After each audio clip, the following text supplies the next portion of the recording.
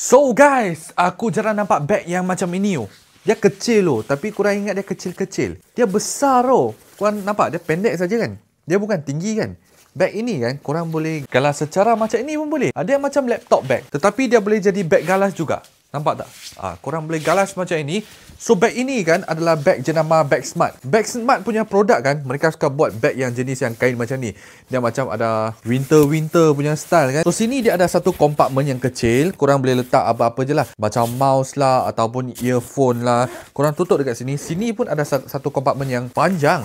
Korang boleh letak botol. Dalam sini dia ada kompartmen lagi tau. So boleh letak botol ke, maybe keyboard ke. Aku rasanya keyboard yang kecil boleh selit dekat sini. Atas sini pun boleh buka tau. Dia 4 segi. So yang ini dia boleh turun sampai bawah. Dia turun sampai sini bawah ni. So kualiti dia memang mantap daripada jenama Bag Smart. Apa yang syok dekat sini kan, dia bukan macam beg galas yang biasa-biasa. Dia 4 segi, buka terus. Aku boleh letak at least 16 inci punya MacBook Pro dekat dalam sini. So beg ini dia bukan jenis yang tebal-tebal. Dia slim, compact macam laptop bag, tetapi korang nak letak drone no problem juga. Kamera nak letak drone dalam sini macam ini. Dia punya kualiti ni bukan kualiti bodoh-bodoh ciplak-ciplak tau. Tengok dia ada cop Bag Smart dekat sini. Harga actually dia agak mahal sedikit tapi tak sampai 100. Tapi itulah, korang betul-betul nak beg yang berkualiti kan. Sini dia ada semua kompartmen lah sini. Aku malas nak tunjuk banyak-banyak. Banyak kompartmen, ada banyak kompartmen. Korang nak letak air kiri kanan semua boleh dekat dalam. Nampak macam ni?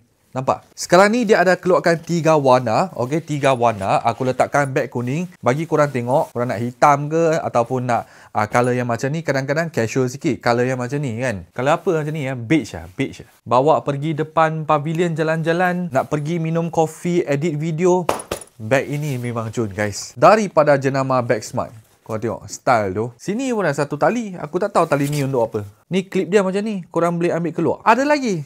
Belakang sini. Korang tengok. Sini dia ada satu kompartmen lagi. Dekat luar sini. Malas nak simpan laptop dekat dalam. Korang simpan dekat luar pun boleh macam ni. Dia jenis yang magnet. Pop macam ni. So idea dia untuk bag dia memang not bad lah. 4 segi lah. Korang check dekat beg kuning sekarang. Mantap.